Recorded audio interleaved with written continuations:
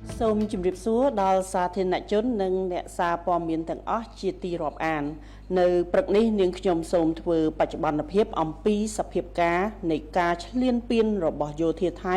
មកលើដែនអធិបតេយ្យរបស់កម្ពុជានៅក្នុងភូមិសាស្ត្រយុទ្ធភូមិភាគទី4និងទី5ដែលគិតមកដល់ថ្ងៃទី25ខែធ្នូឆ្នាំ2025នេះគឺជាថ្ងៃទី19ហើយដែលយោធាថៃនៅតែបន្តរំលោភបំពានលើបទឈប់បាញ់សេចក្តីកែងការរួមស្តីពីកិច្ចព្រមព្រៀងសន្តិភាពរវាងកម្ពុជានិងថៃដែលភាគីទាំងពីរបានចុះហត្ថលេខាកាលពីថ្ងៃទី26ខែតុលាឆ្នាំ2025កន្លងទៅនេះសូមជម្រាបជូនផងដែរថាបើទោះបីជា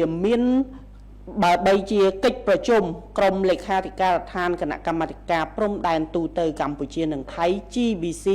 បានចាប់ផ្ដើមហើយកាលពីម្សិលមិញនេះប៉ុន្តែស្ថានភាពនៃការគំរាមកំហែងនិងសកម្មភាពរំលោភឈ្លានពានរបស់យោធាថៃមកលើតំបន់មួយចំនួនក្នុងដែនអធិបតេយ្យរបស់កម្ពុជានៅតែបន្តនៅឡើយទេបើដល់ម៉ោងនេះចា៎ទី1ស្ថានភាពជួរមុខក្នុងសមរភូមិទិសយុទ្ធភូមិភាគទី4ក្នុងភូមិសាស្ត្រខេត្តព្រះវិហារភាគីថៃនៅតែបន្តបាញ់ប្រហារដើម្បីឈ្លានពានមកលើដែនអធិបតេយ្យរបស់កម្ពុជា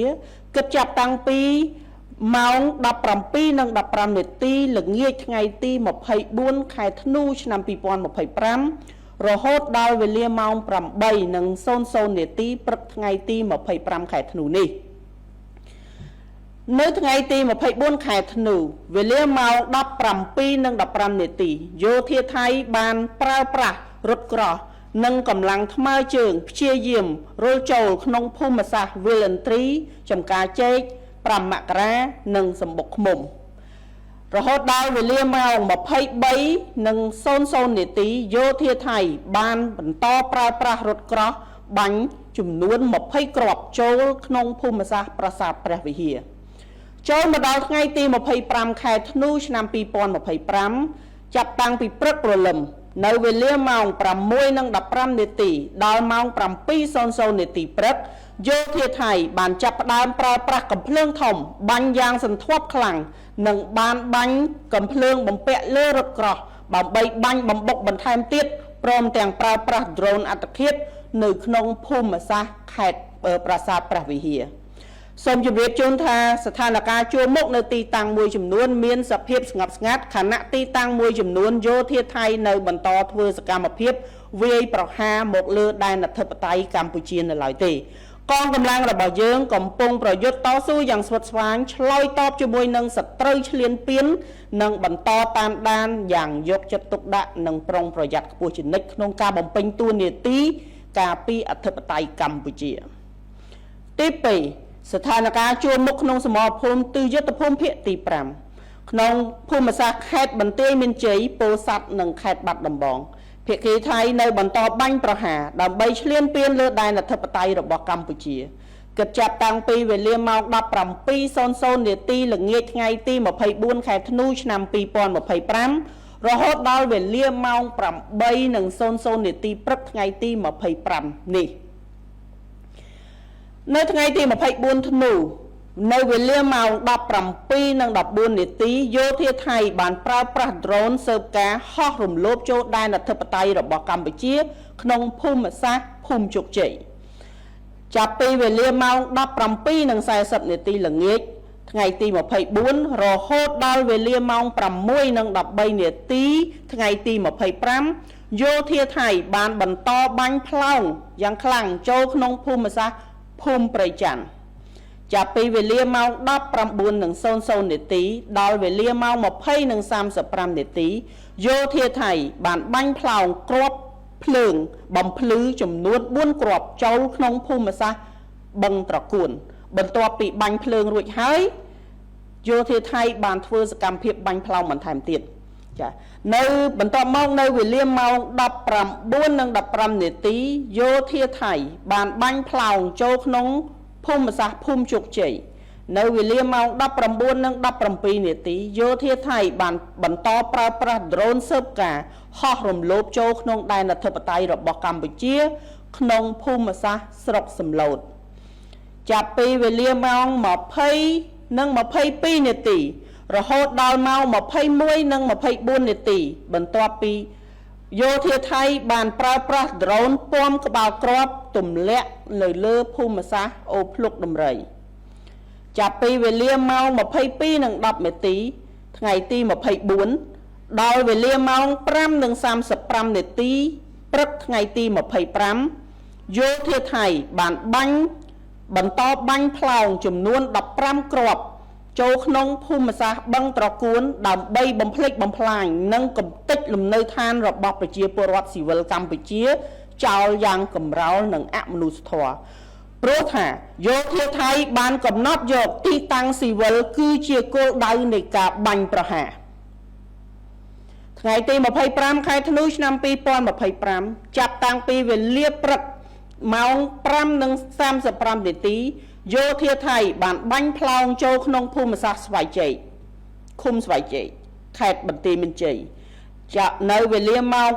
5:35នាទីយោធាថៃបានបាញ់ផ្លោងចូលក្នុងភូមិសាស្ត្របឹងត្រកួនរហូតដល់ម៉ោងនេះមិនទាន់បញ្ឈប់នៅឡើយទេនៅវេលាម៉ោង6:13នាទីយោធាថៃបានបាញ់ផ្លោងចូលក្នុងភូមិសាស្ត្រព្រៃច័ន្ទសូមជម្រាបជូនថាស្ថានភាពជួរមុខនៅទីតាំងមួយចំនួនមានសភាពស្ងប់ស្ងាត់ខណៈទីតាំងមួយចំនួនយោធាថៃនៅបន្តធ្វើសកម្មភាពវាយប្រហារមកលើដែនអធិបតេយ្យកម្ពុជានៅឡើយទេប៉ុន្តែកងកម្លាំងរបស់យើងនៅបន្តប្រយុទ្ធតស៊ូស្វិតស្វាញឆ្លើយតបជាមួយនឹងសត្រូវឈ្លានពានទឹកដីកម្ពុជានិងបន្តតាមដានយ៉ាងយកចិត្តទុកដាក់ក្នុងការបំពេញតួនាទីរបស់ខ្លួនក្រសួងការពារជាតិកម្ពុជាសូមជម្រាបជូនសារជាថ្មីថាគោលដៅនៃការវាយការពារខ្លួនរបស់កម្ពុជាគឺផ្ដោតតែលើគោលដៅយោធាថៃប៉ុណ្ណោះមិនសំដៅលើគោលដៅស៊ីវិលឬហេដ្ឋារចនាសម្ព័ន្ធស៊ីវិលណាមួយឡើយប៉ុន្តែយោធាថៃទេដែលជាអ្នកធ្វើការវាយប្រហារមកលើទីតាំងស៊ីវិលរបស់កម្ពុជាធ្វើឲ្យប្រជាជនស៊ីវិលស្លូតត្រង់របស់កម្ពុជាគិតមកដល់ពេលនេះបានបាត់បង់ជីវិតរហូតដល់30នាក់ក្នុងនោះមានទារកម្នាក់ផងដែរនិងមានអ្នករបួសកើនឡើងរហូតដល់87នាក់គិតត្រឹមថ្ងៃទី24ខែធ្នូឆ្នាំ2025វេលាម៉ោង6ល្ងាចម្ដងហើយម្ដងទៀតកងទ័ពថៃតែងតែយកលេសនិងប្រើប្រាស់គ្រប់ឧបាយកលដើម្បីលាក់កំបាំងទង្វើឈ្លានពានរបស់ខ្លួនមកលើដែនអធិបតេយ្យនិងបូរណភាពទឹកដីរបស់កម្ពុជាដោយបំពានយ៉ាងកំរោលទៅលើច្បាប់អន្តរជាតិទង្វើឈ្លានពានរបស់កងទ័ពថៃមកលើកម្ពុជាដ៏សាហាវឃោរឃៅរួមទាំងការប្រើប្រាស់អាវុធយុទ្ធោបករណ៍ធុនធ្ងន់និងមានកម្រិតបំផ្លាញខ្ពស់ដូចជាយន្តហោះចម្បាំង F-16 យន្តហោះចម្បាំងT-50 TH នាវាចម្បាំងកំភ្លើងធំគ្រប់ប្រភេទគ្រាប់បែកចង្កោមផ្សែងពុលដ្រូនគ្រប់ប្រភេទកំជ្រួចវង DTI-2 និង DTI-1G និងអាវុធធុនធ្ងន់ជាច្រើនទៀតវាយប្រហារមកលើកម្ពុជាជាពិសេសបានទៅលើជនស៊ីវិលនិងបេតិកភណ្ឌសម្បត្តិដែលជាសម្បត្តិមនុស្សជាតិដែលបញ្ជាក់យ៉ាងច្បាស់ថាថៃគឺជារដ្ឋដែលបំពានច្បាប់អន្តរជាតិនិងជារដ្ឋដែលបំផ្លាញសន្តិភាពនិងសន្តិសុខមិនត្រឹមតែរវាងកម្ពុជាប៉ុណ្ណោះទេប៉ុន្តែប៉ះពាល់ដល់តំបន់ទាំងមូលដើម្បីបំរើដល់មហិច្ឆតាឈ្លានពានមិនចេះឆ្អែតឆ្អន់របស់ខ្លួនមកលើប្រទេសតូចនិងខ្សោយជាងខ្លួនប៉ុណ្ណោះយើងក៏អំពាវនាវឲ្យកងទ័ពថៃបញ្ឈប់ជាបន្ទាន់នៅទង្វើភូតភរកុហកបោកប្រាស់បំភ្លៃការពិតមិនចេះចប់មិនចេះហើយងាកមករកមាគ៌ាសន្តិភាពឡើងវិញតាមរយៈការបញ្ឈប់ទង្វើឈ្លានពានរបស់ខ្លួនហើយមកគោរពបទឈប់បាញ់ដែលខ្លួនបានបំពេញនិងអនុវត្តឡើងវិញនៅសេចក្តីថ្លែងការណ៍រួមស្តីពីសន្តិភាពរវាងកម្ពុជានិងថៃហើយកងទ័ពថៃត្រូវតែបង្ហាញភាពស្មោះត្រង់របស់ខ្លួនប្រកបដោយតម្លាភាពនិងសុឆន្ទៈដោយស្ដែងចេញតាមរយៈទង្វើដែលមានទំនួលខុសត្រូវខ្ពស់និងគោរពច្បាប់អន្តរជាតិឲ្យបានម៉ឺងម៉ាត់មិនមែនតាមរយៈវោហារស័ព្ទនិងការភូតភរកុហកនោះទេក្នុងន័យនេះកម្ពុជាសូមអំពាវនាវឲ្យសហគមន៍អន្តរជាតិ កោតទោសយ៉ាងម៉ឺងម៉ាត់ចំពោះការរំលោភបំពានសេចក្តីថ្លែងការណ៍រួមស្តីពីកិច្ចព្រមព្រៀងសន្តិភាពរវាងកម្ពុជានិងថៃនិងសកម្មភាពឧក្រិដ្ឋកម្មសង្គ្រាមខុសច្បាប់របស់ថៃម្ដងហើយម្ដងទៀតនេះដោយទាមទារឲ្យថៃទទួលខុសត្រូវទាំងស្រុងចំពោះការរំលោភបំពានដ៏កម្រោលនេះកម្ពុជាអំពាវនាវឲ្យថៃបញ្ឈប់រាល់អរិភាពជាបន្ទាន់ដោយដកកម្លាំងចេញពីដែនអធិបតេយ្យរបស់កម្ពុជានិងជៀសវាងសកម្មភាពឈ្លានពានដែលគំរាមកំហែងដល់សន្តិភាពនិងស្ថិរភាពនៅក្នុងតំបន់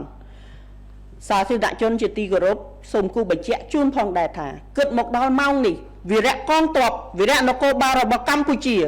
បាននឹងកំពុងឈរជើងយ៉ាងរឹងមាំស្វាហាប់មោះមុតនឹងនៅតែប្រយុទ្ធតស៊ូយ៉ាងស្វិតស្វាញតតាំងជាមួយសត្រូវឈ្លានពាននៅគ្រប់សមរភូមិទាំងអស់ក្នុងការបំពេញតួនាទីរបស់ខ្លួនដើម្បីការពារបូរណភាពទឹកដីរបស់កម្ពុជាយើងក៏បញ្ជាក់ឡើងវិញនៅសិទ្ធិស្វ័យការពារដែនអធិបតេយ្យរបស់យើងដោយដែលមានចែងនៅក្នុងច្បាប់អន្តរជាតិដើម្បីការពារបូរណភាពទឹកដីនិងប្រជាជនរបស់យើងទោះក្នុងតម្លៃណាក៏ដោយសូមប្រជាពលរដ្ឋទាំងអស់ជឿជាក់និងលើកទឹកចិត្តដល់វីរៈកងទ័ពវីរៈនគរបាលដ៏អង់អាចក្លាហានរបស់យើង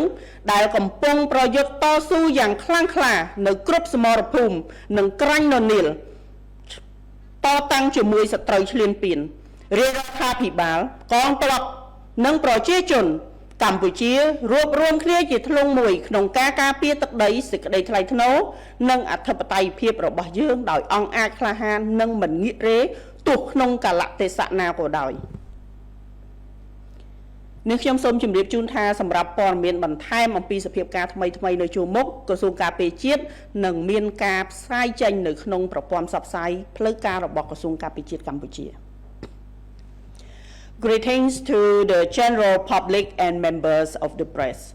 This morning, I would like to update on the situation of the Thai invasion and armed attack launched on Cambodian territory in the 4th and 5th Military Region on December 25, 2025, which entered 19 days.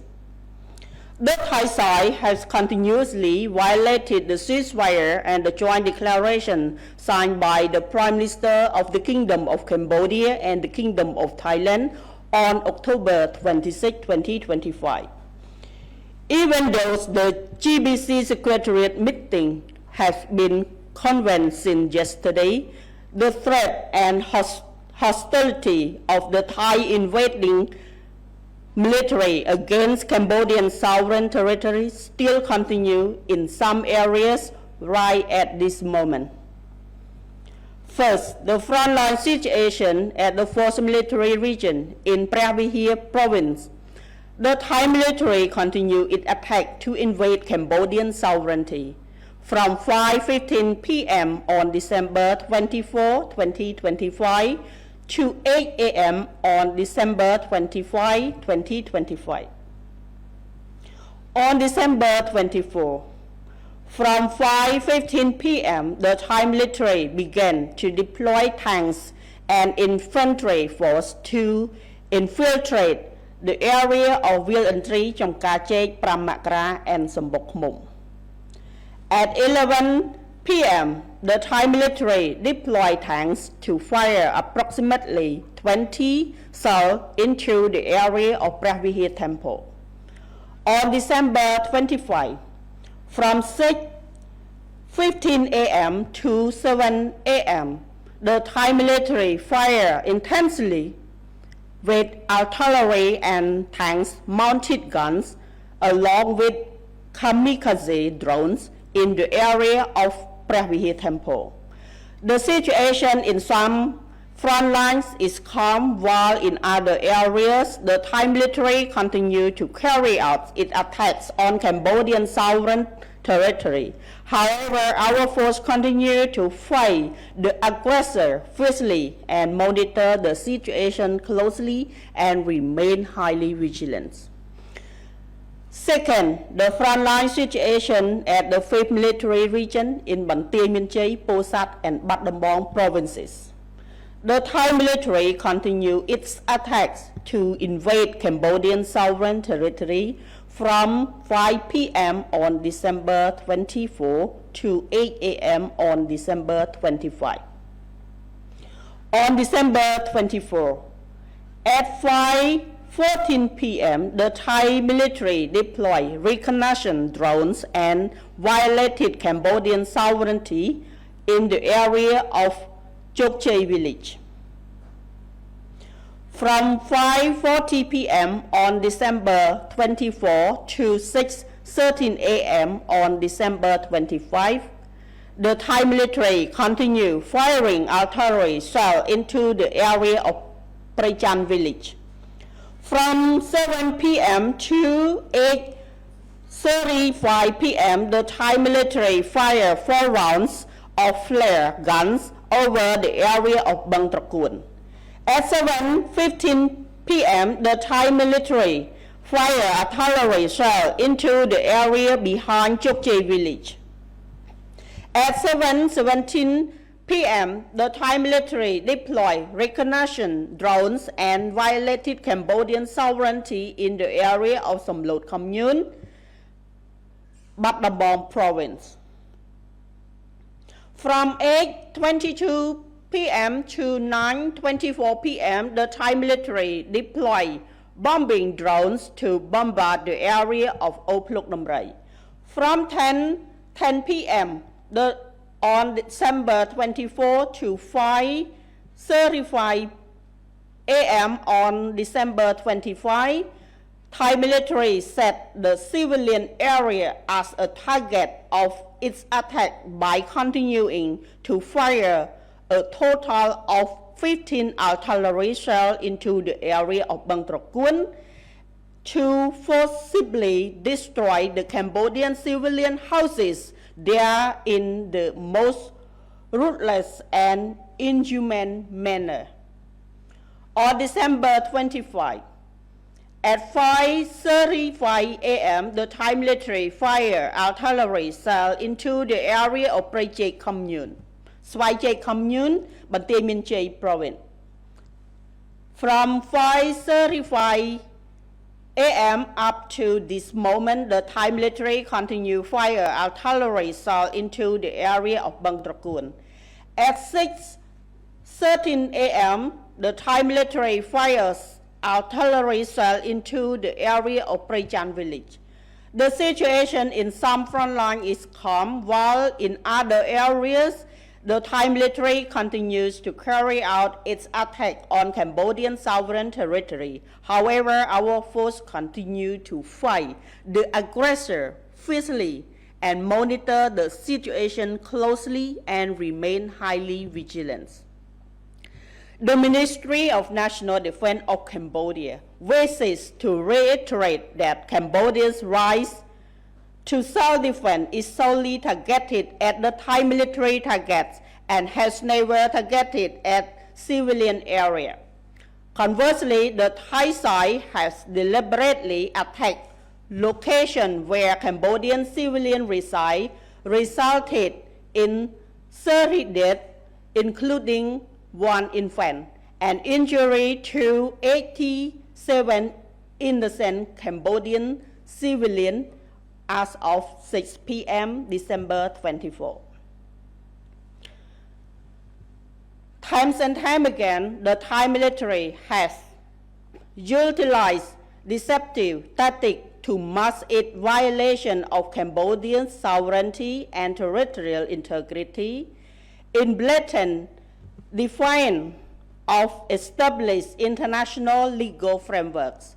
The Thai military's systemic aggression against Cambodia, characterized by the deployment of heavy and destructive weapons and equipment, including F-16,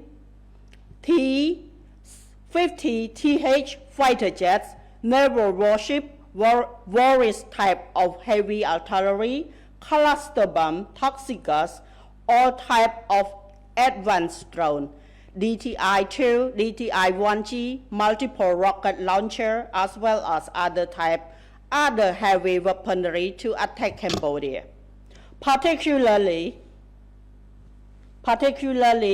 on both innocent civilian and side of the World Cultural Heritage. Such conduct identifies Thailand as a state that destroys peace and security, not only between Cambodia and the